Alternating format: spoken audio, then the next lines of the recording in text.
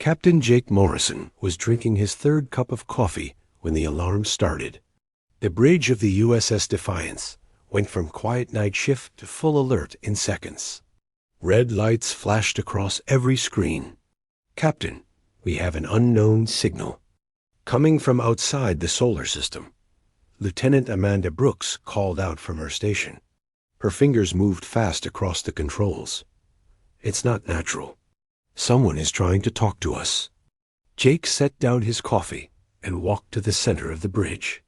In his 20 years of military service, he had never heard those words before. No one had. Humanity had been alone in space, as far as they knew. "Are you sure it's not from one of our deep space probes?" Jake asked. "No, sir. The signal is coming from the direction of Alpha Centauri." "And Captain—" Amanda paused, looking at her screen with wide eyes. "It's using mathematical patterns. Prime numbers, then simple addition. Someone is trying to show us they're intelligent." Jake felt his heart beat faster. This was it. First contact. Every person on Earth had wondered about this moment. "Can you decode it?" "Working on it now, sir. The pattern is getting more complex. Wait, ... I think they're trying to learn our language. They're repeating signals from our old TV broadcasts. Back to us, but changing them slightly." Dr. Richard Kane rushed onto the bridge. The ship's science officer looked like he had just woken up, his gray hair messy and his uniform crooked. "Captain, my sensors are picking up massive energy readings. There's something big out there." "How big?" Jake asked. "At least a mile long. Maybe more. It's moving toward Earth, but slowly. Very slowly." Jake thought fast. This was the moment every military officer had trained for, but hoped would never come. Unknown contact approaching Earth. But they were trying to communicate, not attacking. "Amanda, can you send a response?" he asked. "I think so, sir." "What should I say?" "Keep it simple. Send back the same mathematical pattern they used. Show them we understand." Amanda's fingers flew across her controls. A few seconds later, she looked up. "Message sent, Captain." They waited. The bridge was quiet, except for the soft hum of computers and the beeping of sensors. Everyone watched the screens. Then Amanda sat up straight. "Captain, they're responding.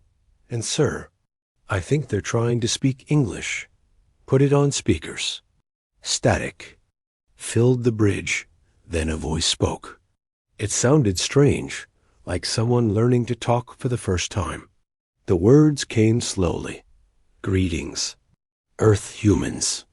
We are ... peaceful. We seek ... help." Jake looked around the bridge. Every person was staring at the speakers with open mouths. "We are ... Zephyrian Empire. 12 species ... fleeing war. Your world ... appears safe. Beautiful.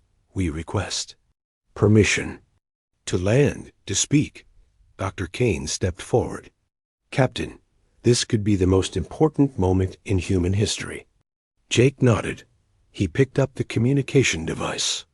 "This is Captain Jake Morrison of the Earth vessel Defiance. We receive your message. Can you tell us more about your situation?" The alien voice came back faster this time, like they were getting better at English with each word. "Captain Morrison, thank you. We have traveled far. Our homes ... not destroyed by enemy. Korath Horde. They destroy everything. We look for new home. Your planet ... it looks like paradise." "Paradise?" Jake repeated. He thought about Earth. Wars, natural disasters, deadly weather, dangerous animals. Paradise was not the word he would use. "Yes. Scans show gentle climate. Peaceful. No major conflicts detected. Perfect for settlement. We wish to meet. To discuss." "Arrangement." Dr. Kane moved closer to Jake. "Captain, I recommend we proceed carefully. Set up a meeting in space, not on Earth." Jake nodded. Zephyrian ship, we are willing to meet. Can you send a small vessel to meet with us? Yes, Ambassador Veltar will come. One small ship. No weapons. We mean no harm. Understood. We'll prepare for your arrival. The communication ended. Jake looked around the bridge. His crew stared back at him. Well, he said, I guess we're making history today. 2 hours later, Jake watched through the main viewer as the alien shuttle approached. It was beautiful. The ship looked like it was made of silver and glass, flowing in smooth curves. Nothing like the hard edges and thick armor of human ships. It's so ... Delicate, Amanda said. Dr. Kane was recording everything. Look at those. Materials. That's not built for combat. It's built for comfort. The shuttle docked with a soft sound. Jake had put on his dress uniform for the occasion. Amanda and Dr. Kane stood beside him in the docking bay. A small group of Marines waited nearby, just in case. The airlock opened with a soft hiss. Ambassador Veltar stepped through, and Jake had to work hard not to stare. The alien was tall, maybe 7 feet, with pale blue skin that seemed to glow. Slightly. He had 4 arms and large, dark eyes. His movements were graceful, like he was floating. Captain Morrison, Veltar said, his voice much clearer now. Thank you for meeting with us. This is a great honor. Jake stepped forward and held out his hand. Welcome aboard the Defiance, Ambassador. Veltar looked at Jake's hand for a moment, then carefully took it with one of his 4 hands. His skin was warm and soft. Your species. You are stronger than expected, Veltar said, looking surprised. Jake raised an eyebrow. Stronger? Your gravity. Your atmosphere. We had to make adjustments to survive here. Your ship. It is built like fortress. So much metal. So heavy. Doctor. Kane stepped forward. Ambassador, you said Earth looks like paradise. Can you tell us about your home worlds? Veltar's large eyes seemed to grow sad. Beautiful worlds. Gentle. Perfect temperatures. Soft gravity. No storms. No dangerous animals. We lived in peace for thousands of years. He paused. Perhaps too much peace. When Korath came, we were not ready. What are the Korath like? Jake asked. Monsters. They can survive in harsh places. They fight with their hands. They destroy everything beautiful. Veltar looked around the docking bay. But you ... humans. You live on world that would kill most species. Yet you seem ... peaceful. Jake and Dr. Kane exchanged glances. Earth deadly? It was just home to them. Ambassador, Jake said, why don't we show you around the ship? Then we can discuss your situation. As they walked through the corridors, Jake noticed how Veltar moved carefully, like he was afraid of breaking something. The alien seemed amazed by everything. The thick walls, the heavy doors, even the bright lights.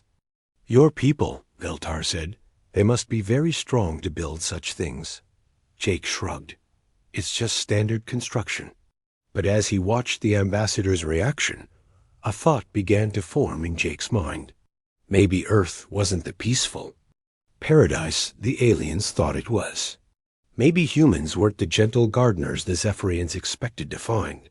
Maybe they had picked the wrong species to ask for help. Or maybe, Jake thought with a small smile, they had picked exactly the right one. 3 months had passed since the Zephyrians arrived on Earth. Colonel Lisa Parker stood in the middle of what used to be empty desert in Nevada, watching alien workers struggle with their latest shelter. The wind was picking up, and she could see panic in their movements. Colonel, the weather station says it's going to be a mild sandstorm tonight, Sergeant Denny Cooper said, walking up beside her. Should I warn the aliens? Lisa sighed. Denny, last time we had a mild sandstorm, half their buildings fell down. They think we're trying to kill them. The temporary settlement looked like a disaster zone. Beautiful alien structures lay in pieces across the desert floor. The Zephyrians had tried to build the same flowing, delicate buildings they used on their homeworlds. On Earth, those buildings lasted about 2 weeks. Dr. Susan Clark approached them, carrying her tablet full of notes. As the cultural expert assigned to the alien settlement, she had been documenting the problems for weeks. "Colonel, we have another situation," Susan said. "Ambassador Veltar wants to speak with you. He's concerned about human behavior again." "What did we do this time?" Lisa asked. Private Martinez mentioned he had chickenpox as a kid. Lisa stared at her, and the alien medical team has been in emergency meetings for 6 hours. They think human children regularly survive deadly plagues. Lisa rubbed her forehead. Every day brought new misunderstandings. The aliens seemed to think humans were either incredibly tough or completely insane. They walked to the command tent, where Ambassador Veltar waited with 3 other Zephyrians. The aliens looked worried, which had become their normal expression. "Colonel Parker," Veltar said, standing up carefully. Even after 3 months, he moved like Earth's gravity was too strong for him. "We must discuss the safety of your people." "What's wrong now, Ambassador?" "Your soldier Martinez. He told our doctors he survived something called chickenpox. Then he laughed about it. Our medical team has analyzed this disease. It should have killed him." Dr. Clark opened her tablet.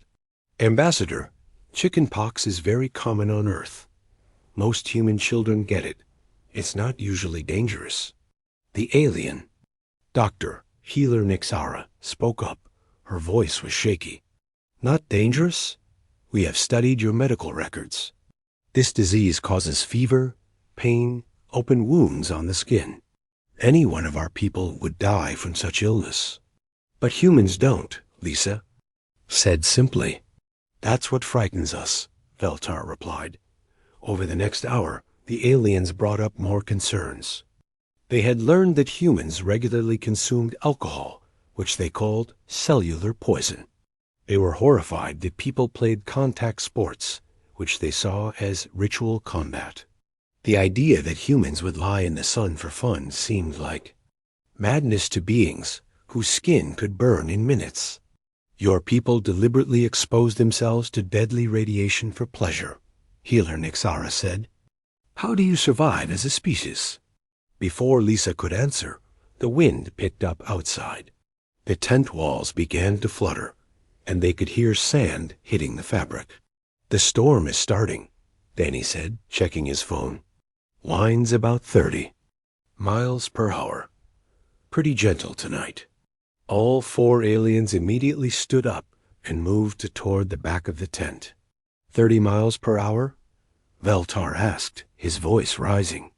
"Colonel, you must evacuate your people immediately." "Ambassador, it's just a little wind," Lisa said. "A little wind? On our worlds, such storms would level cities." "Well, this is Earth," Danny said with a shrug. "We get tornadoes that spin at 300 miles per hour. This is nothing." The aliens stared at him in horror, as if to prove Danny's point. A group of human workers walked past the tent, heading to secure some equipment. They were laughing and joking, completely unbothered by the wind that had the aliens terrified. "Your people ... Veltar said slowly. "They are not afraid. Why would they be?" Lisa asked. "The storm lasted 3 hours. The humans worked through it, checking on alien shelters and helping repair damage. The Zephyrians spent the time huddled in the strongest human-built structure they could find, convinced they were about to die. When morning came, Lisa found Veltar standing outside his shelter, looking at the sunrise. His blue skin seemed paler than usual. "Ambassador, are you all right?" "Colonel Parker," he said quietly, "we have made a terrible mistake." "What do you mean?" "We thought your people were peaceful gardeners. We thought Earth was a paradise." He gestured at the desert around them. This is not paradise. This is a death world. Death world? Lisa laughed. Ambassador, this is Nevada. It's actually pretty nice here. You should see Antarctica, or the Amazon rainforest, or Kansas during tornado season. Veltar's eyes grew wide. There are worse places? Much worse. We just put you here because it's one of the safer spots. The ambassador was quiet for a long moment. Colonel, may I ask about your personal history? Sure. You have been a soldier for how long? 15 years? Have you seen combat? Yeah, I fought in the Australian resource wars. Spent 2 years. In the desert fighting over water rights. Fighting. In the desert? Like this one? Worse, it was summer. Temperatures hit 130 degrees. We had to carry everything we needed and fight other humans who were just as tough as we were. Veltar sat down heavily. And you survived, obviously. Colonel, what is the most dangerous animal on Earth? Lisa thought about it. That's hard to say. Probably humans, if we're being honest. But there are lots of dangerous animals. Bears, sharks, snakes, spiders, crocodiles. How do humans survive with such creatures? We're smarter. And we have tools. And honestly, most animals leave us. Alone if we leave them alone. But some don't, some don't. That's why we learn to deal with them. Dr. Clark joined them, carrying 2 cups of coffee. She offered one to Lisa. Want some coffee, Ambassador? She asked Veltar. No, thank you. We have analyzed this substance. It is mildly toxic and highly addictive. Yeah, that's why we like it, Lisa said, taking a sip. Veltar stared at her. You consume poison for pleasure. It's not really poison. It just wakes us up. You need poison to wake up? We need caffeine. It's different. But Veltar wasn't listening. Anymore. He was watching a group of human children who had come to visit the settlement with their parents. The kids were running around in the desert heat, playing games and laughing. To the aliens, these children were surviving in conditions that would kill most adult Zephyrians. Those are your young? Veltar asked. Yeah, kids love coming out here. They think it's fun. Sure, fresh air, open spaces, room to run around. In the desert, where the temperature can kill them. They have water bottles and sunscreen. They're fine. One of the children ran over to them. A girl about 8 years old, with sandy hair and a big smile. Hi, she said to Veltar. Are you the alien ambassador? You're really tall. Veltar looked down at the child in amazement. Hello, young human. Are you not afraid of me? Why would I be afraid? You seem nice. Want to see my rock collection? I found some really cool ones in the desert. The girl ran off before Veltar could answer, already digging in her backpack for rocks. She has been exploring the desert, Veltar said quietly. A child, exploring a death world, for fun. Kids like rocks, Lisa said with a shrug. That evening, Veltar called another emergency meeting with the human leadership. This time, he brought his entire council. Colonel Parker, Dr. Clark, we must be honest with you. We are not adapting well to your world.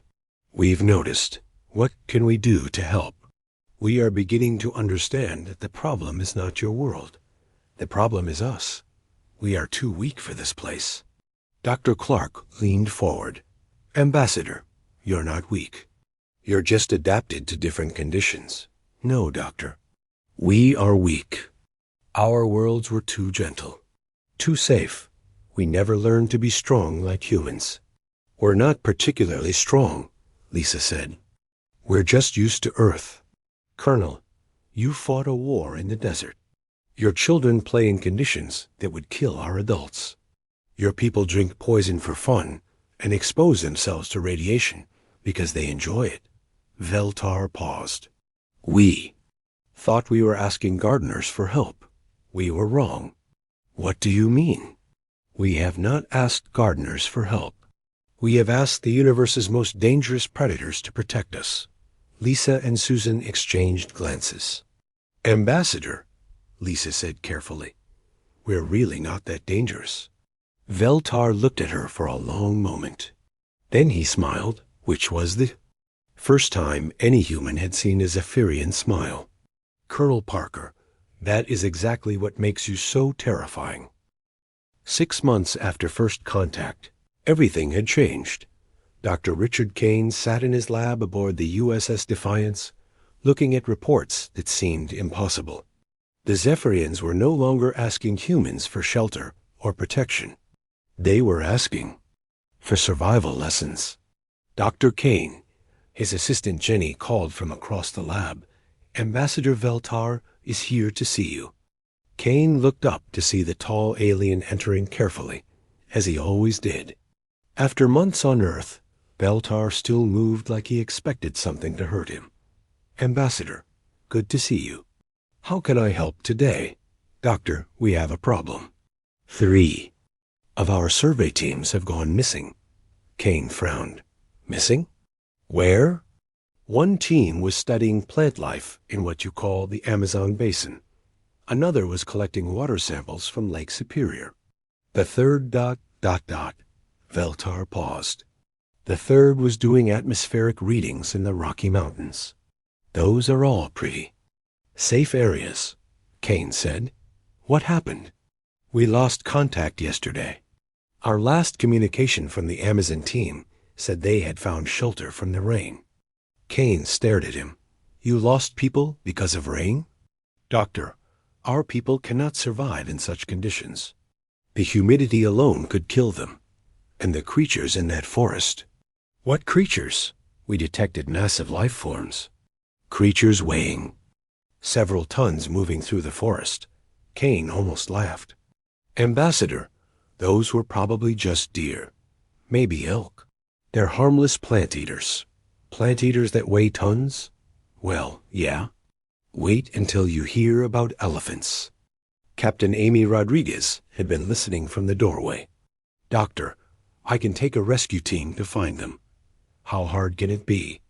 2 hours later, Rodriguez was leading a team of 6 Marines through what the humans considered a pleasant forest trail.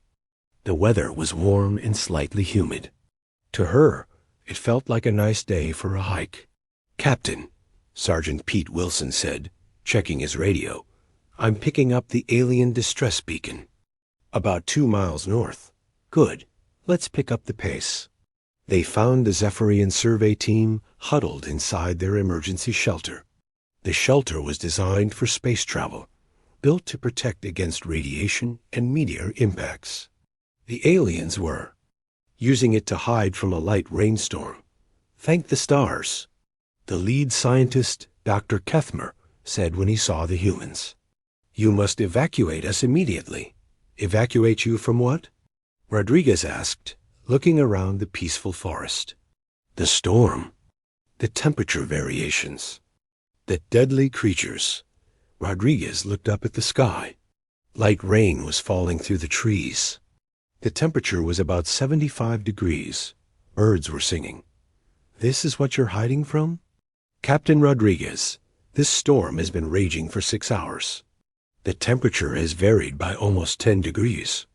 And we have detected massive predators moving through the area. Predators? As if on cue, a deer walked into the clearing. It was a big buck with impressive antlers. It looked at the humans for a moment, then continued grazing. Dr. Kethmer screamed and backed against his shelter. It's enormous. It could kill us all. It's a deer, Rodriguez said calmly. It eats grass. But look at those weapons on its head. Those are antlers. They're for fighting other deer, not for hunting. Rodriguez walked toward the deer, which looked up at her with mild interest. She held out her hand, and the deer sniffed it before walking away. See? Harmless. The Zephyrian science team stared at her like she had just wrestled a dragon. On the way back to base, Dr. Kethmer asked Rodriguez about her background. Captain, how did you learn to survive in such dangerous conditions? Dangerous? This is just a forest. But the varying temperatures, the moisture, the unpredictable weather. I grew up in Oregon. This is normal weather. You grew up in such conditions? Sure. My family used to go camping every summer. We'd spend weeks in places like this. For survival training? For fun. Double quotes. Dr. Kethmer was quiet for the rest of the trip. Back at the Nevada base, news of the rescue had spread. The aliens began asking for human advisors for basic tasks. Things humans didn't even think about became major training sessions. Sergeant Danny Cooper found himself teaching a class on environmental survival to a group of Zephyrian explorers.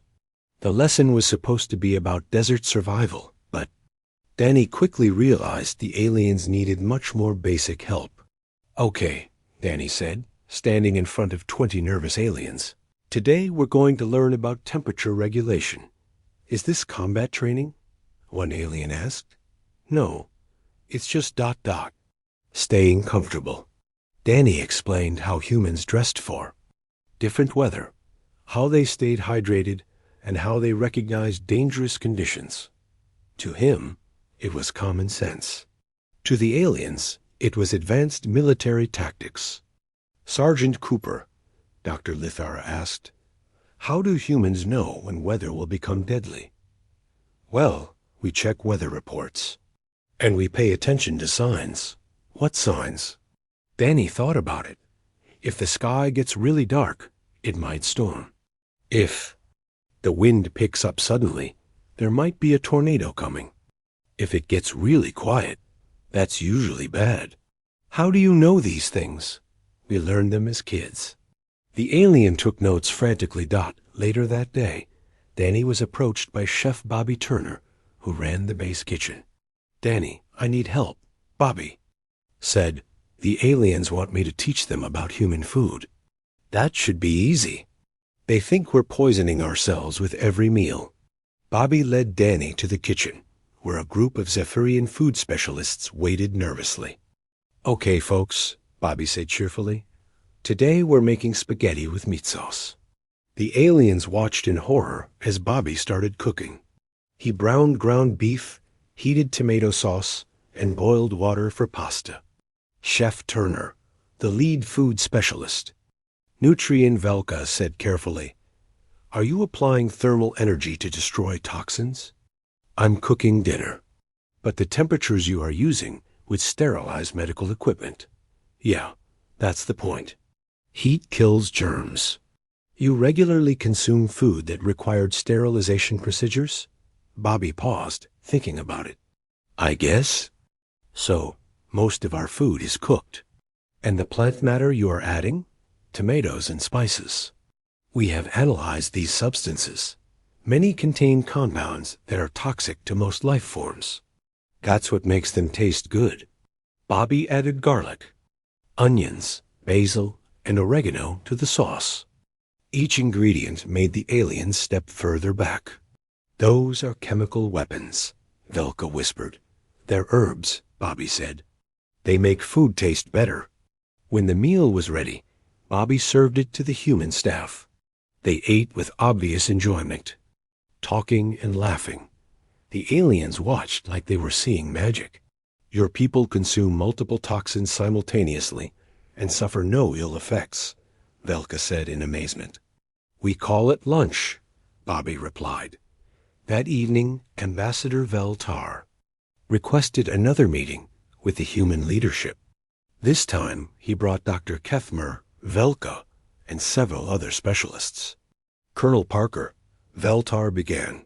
We must discuss the situation. Which situation? Lisa asked. All of them. Your people rescued our survey team from conditions they considered pleasant. Your soldiers teach survival skills they learned as children. Your chef weaponizes plant toxins and calls it cooking. That's just normal stuff, Lisa said. No, Colonel. It is not normal. We have contacted other species in the galaxy. We have asked them about humans. Dr. Susan Clark leaned forward. What did they say?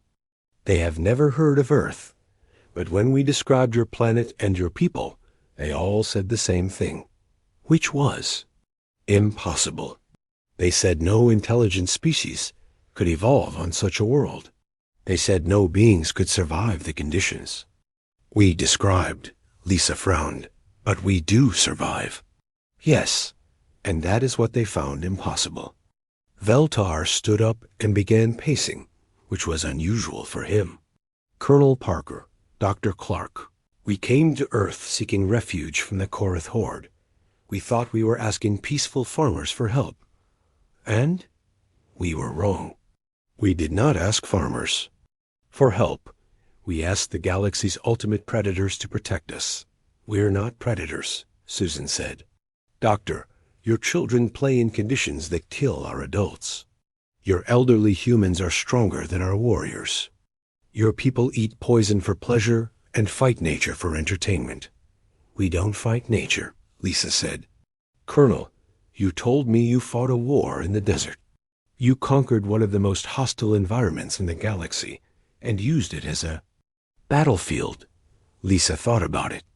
I guess that's one way to look at it. There is no other way to look at it. Veltar stopped pacing and looked at them directly. We have realized something important. Earth is not a garden world.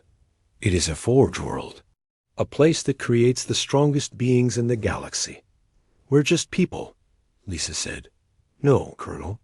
You are not just people. You are the people who tamed a death world and made it home. You are the species that learned to thrive where others would die. Veltar sat back down. And now, he said quietly, we must ask you for something else. What? The Korath horde is still coming.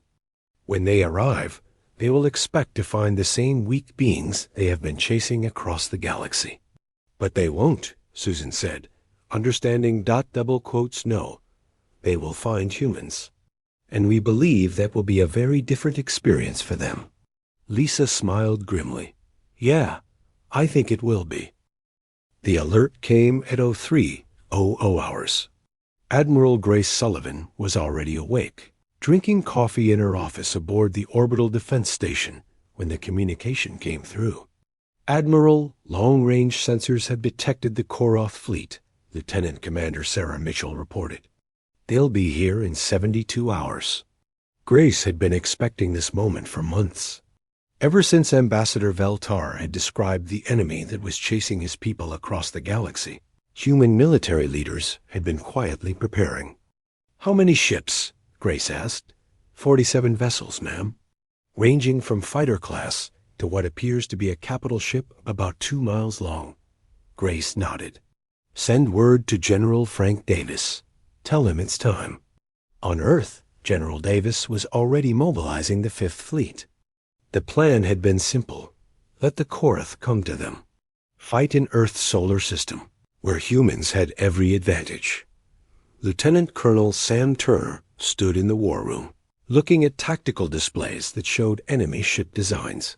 After months of studying Zephyrian records, he finally understood what they were facing. General, Sam said, I've analyzed the Korath battle tactics. They're primitive. Explain. They use ramming attacks, boarding parties, and individual combat.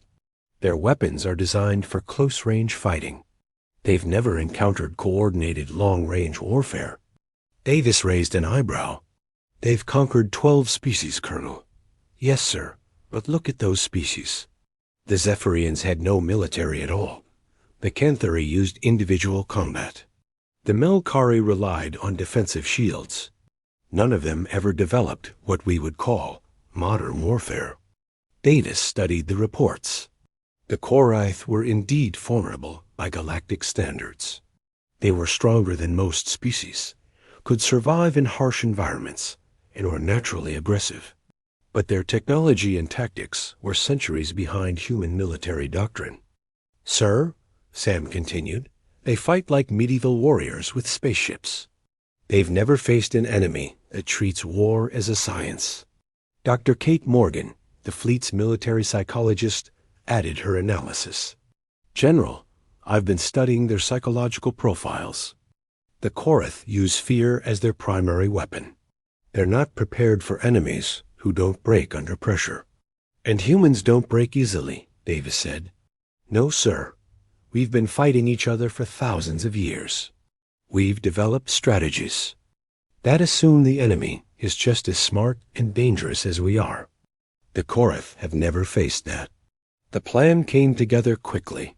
The human fleet would engage the Korath at long range, using coordinated attacks and superior weapons technology.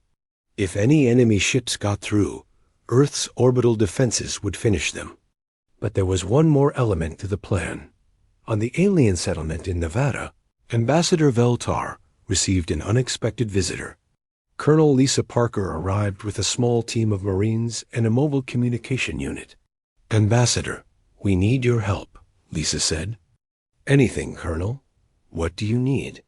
"We want you to talk to the Korath when they arrive. Translate for us." Veltar looked confused. "Colonel, surely you plan to fight them?" "Oh, we're going to fight them. But first, we want to give them a chance to surrender." "Surrender?" Veltar's eyes went wide. "Colonel, the Korath do not surrender. They fight until death." "Well, then they're going to die. But we have to offer them the option." Lisa's radio crackled. "Colonel Parker, this is Admiral Sullivan.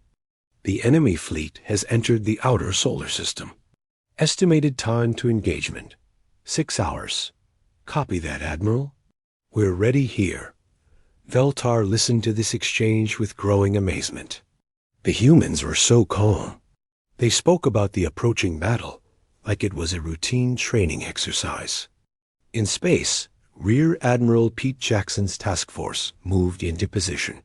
The human ships were smaller than the Korath vessels, but they were faster and carried weapons the aliens had never seen before. "Admiral Jackson," came the voice of Captain Tony Rodriguez from the USS Ranger. "Enemy fleet is maintaining formation. No evasive maneuvers. They're coming straight at us." "Copy that, Captain. They don't know what they're walking into." On the Korath command ship, War Leader Thakmer studied the approaching planet with satisfaction. The scans showed a beautiful blue world with a single large moon. Perfect for conquest. War Leader, his tactical officer, reported, "We detect small vessels moving to intercept us." "How many?" 12 ships, sir. Much smaller than our vessels." Thakmer laughed, a sound like grinding metal. 12 ships? Are these humans so weak they can send only 12 ships to defend their world? "Sir, the ships are maintaining distance. They are not approaching for boarding. Cowards. They will try to run when they see our power." But the human ships didn't run. As the Korath fleet closed to what they considered fighting range, the human vessels suddenly opened fire. The weapons were unlike anything the Korath had seen. Instead of the energy blasts and plasma bolts used by other species, the humans used kinetic projectiles, moving at incredible speeds. Railguns and mass drivers sent solid rounds across space at a significant fraction of light speed. The first Korath ship hit by these weapons simply disintegrated. "What was that?" Thakmer roared.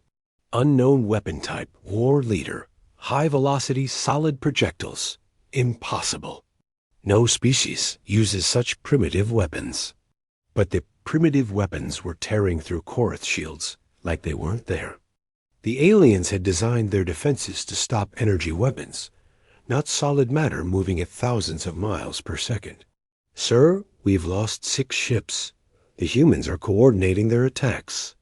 This was something else the Korath had never encountered. Every species they had fought used individual ship tactics. The humans moved like a single organism, concentrating fire and supporting each other. All ships ramming speed. Thakmer ordered, "Board their vessels." But when the Korath ships accelerated toward the human fleet, the human ships simply moved away. They maintained perfect distance, continuing to fire while staying out of range of Korath weapons. They refused to fight. Thakmer snarled, "Sir, they are fighting. They're just not fighting the way we expected." This was human space combat doctrine. Control the range. Use superior technology. Never give the enemy what they want. 3 more Korath ships exploded under concentrated human fire. War leader, our boarding pods cannot reach them. They're too fast. Thakmer had conquered 12 species, but he had never faced an enemy that refused to fight on his terms. Every other species had eventually been drawn into close combat, where Korath's strength and ferocity could win the day. These humans wouldn't come close enough to be boarded. On the USS Defiance, Captain Jake Morrison watched the battle unfold on his tactical display. The plan was working perfectly. Captain, Lieutenant Amanda Brooks reported, Admiral Jackson reports enemy formation is breaking up. They're trying to scatter an approach from multiple angles. Let them try, Jake said. Lieutenant Cooper, open a channel to the lead Korath ship. Channel open, sir. Jake picked up the communicator. Korath Fleet. This is Captain Morrison of the Earth Defense Force. You are ordered to surrender immediately or face destruction. The response came quickly, Thakmer's voice full of rage. Human, face us in honorable combat. Board our ships and fight like warriors. Negative. Surrender now, or we will continue to destroy your vessels from range. Cowards. You fight like insects. Come close and face our claws. Jake looked at his crew. Several of them were trying not to smile.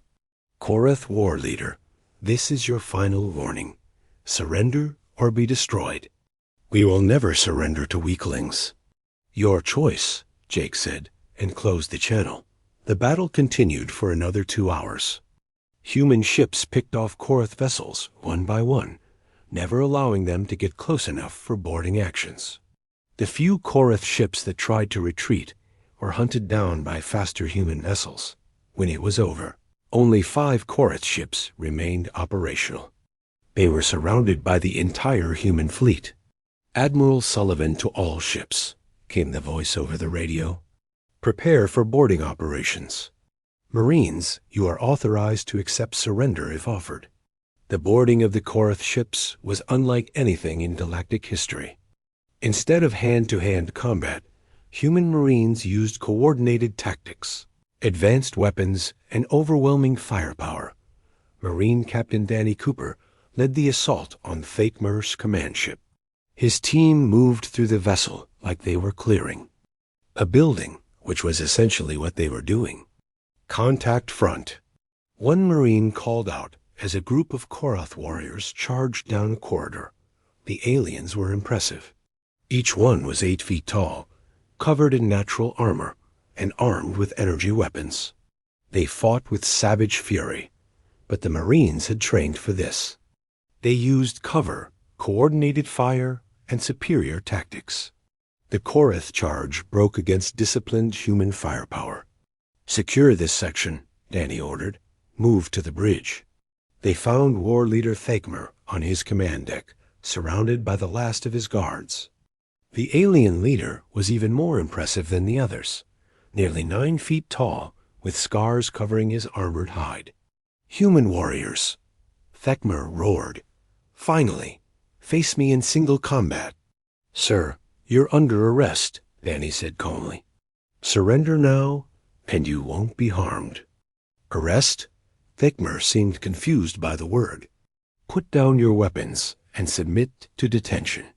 I am war leader of the Korath Horde. I bow to no one. Thakmer charged at Danny, energy weapon blazing. The Marine simply stepped aside and shot him with a stun weapon. The Great War. 1 year after the Korath War, as historians were already calling it, Colonel Nancy Wright stood in the corridor of the Luna Detention Facility, reading the latest reports. The facility housed 300 Korath prisoners, and the results were not what anyone had expected.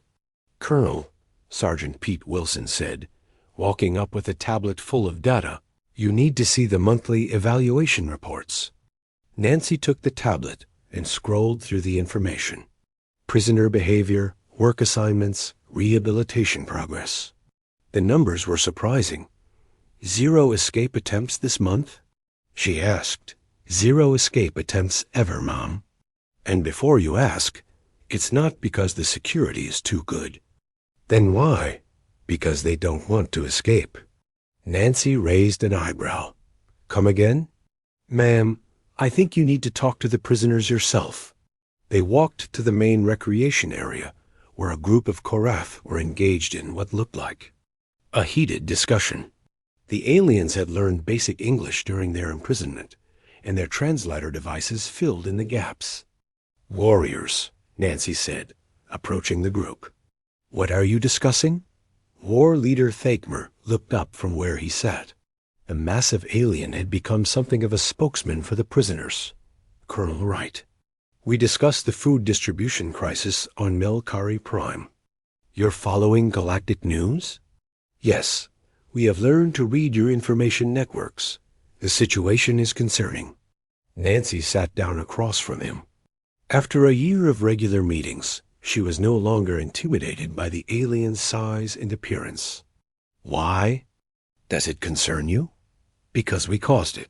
When we attacked the Melkari, we destroyed their agricultural ships. Now their people starve. And that bothers you? Thakmer was quiet for a moment.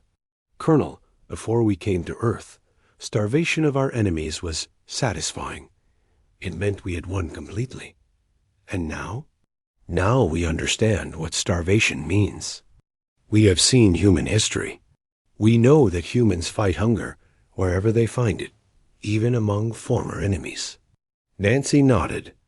Since the prisoners had access to Earth's historical records, they had been learning about human civilization. The results were unexpected. Thakmer, are you saying the Korath want to help the Melkari? I am saying we want to learn how to fix what we broke. This was not the conversation Nancy had expected to have. She looked around the recreation area and noticed something else that was new. The Korath prisoners were watching human entertainment programs. Currently, they were viewing a documentary about disaster relief efforts. Colonel, another Korath warrior, Groktal, spoke up. May we ask a question about human history? Sure. We have studied your wars. You have fought each other for thousands of years. Unfortunately, yes. But after each war, you rebuild. You help your former enemies. Why? Nancy thought about how to explain it. Because wars end, Groktal. When the fighting stops, you have to live with whatever world you've created. But humans are strong enough to simply take what they want. Why do you choose to build instead of destroy? Because building lasts longer than destroying. The aliens exchanged glances. This was clearly a new concept for them. Later that day, Nancy met with Dr. Kate Morgan to discuss the prisoner evaluations. Kate, what's your professional opinion? Are they really changing? Or is this an act? Kate looked through her notes. Nancy, I've been studying these beings for a year. The change is real. They're experiencing something their species has never encountered before, which is consequence education. The Korath conquered 12 species, but they never had to live with the results. They would destroy a civilization and move on. They never saw the long-term effects of their actions. And now they do. Now they have access to all of human history and culture. They can see what happens when intelligent beings work together. Instead of just fighting, it's revolutionary for them. Kate pulled up a video file on her tablet. Watch this. It's from yesterday's group therapy session. The video showed Thakmer talking to a group of younger Korath warriors. Young fighters, he was saying in his gravelly voice. Listen to the words of this human leader. His name was Lincoln. Nancy watched in amazement as the feared war leader of the Korath horde quoted Abraham Lincoln to his warriors. He says, "A house divided against itself cannot stand. This means that constant fighting weakens everyone. Humans learned this lesson. We did not." One of the younger Korath raised a hand. War leader, if fighting makes us weak, Why did humans become so strong? Because they learned when to fight and when to build. They fight only to protect what they have built. We fought only to destroy what others had built. Nancy stopped the video. This is incredible. It gets better, Kate said. 3 of the prisoners have asked to study human engineering. They want to learn how to build infrastructure. 2 others have requested access to agricultural science courses. They want to become farmers. They want to learn how to fix the damage they caused. That evening, Nancy received an unexpected request. Ambassador Veltar wanted to visit the detention facility, the Zephyrian. Ambassador had thrived during his time on Earth. The aliens had learned to live in climate-controlled environments and had become valuable contributors to human society. But Veltar had never seen his former enemies face to face since their capture. Colonel Wright, Veltar said as they walked toward the meeting room.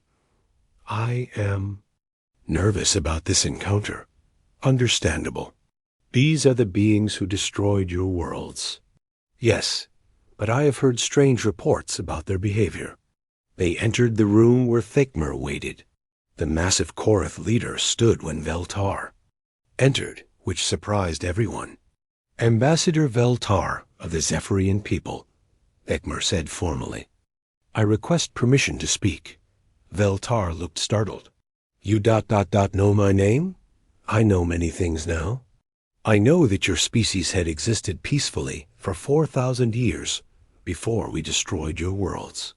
I know that you created art and music and literature that we burned. I know that we killed beings who had never harmed anyone. Veltar sat down slowly. Yes, you did. Ambassador, I cannot undo what was done, but I wish to learn how to ensure it never happens again. What do you mean? Thakmer gestured to a stack of tablets on the table. I have been studying human law, human philosophy, human methods of resolving conflict without destruction. I want to take this knowledge back to my people. You want to change the Korath way of life. I want to save my people from themselves. We were strong, but strength without wisdom leads only to destruction. Humans have both strength and wisdom. Veltar looked at Nancy and back at Thakmer. What are you proposing? I propose that surviving Korath leaders be educated in human methods of civilization. That we learn to build instead of destroy. That we help repair the damage we have caused. And why should we trust you? Thakmer was quiet for a long moment. Because, Ambassador, humans have taught me something my people never understood. Which is? Honor is not in conquest. Honor is in protecting those who cannot protect themselves. 3 months later, Nancy stood in the same facility, but everything had changed. The detention center had become a rehabilitation center. Korath prisoners were taking courses in engineering, agriculture, medicine, and law. They were learning human languages and studying human philosophy. Most remarkably, they had sent a message to the surviving Korath fleet requesting that their people come to Earth to learn. Captain Jake Morrison visited the facility that day to see the progress. Colonel Wright, he said, looking around at Korath prisoners attending lectures on conflict resolution. This wasn't what I expected when we captured them. What did you expect? Honestly? I thought we'd be guarding dangerous prisoners for the rest of their lives.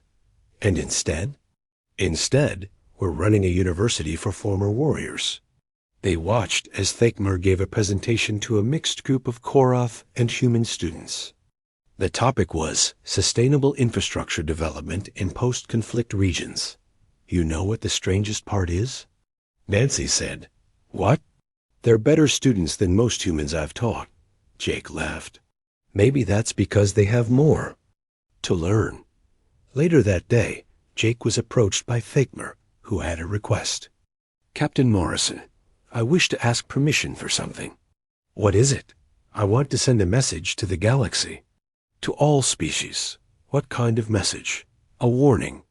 But not the kind of warning the Korath used to send.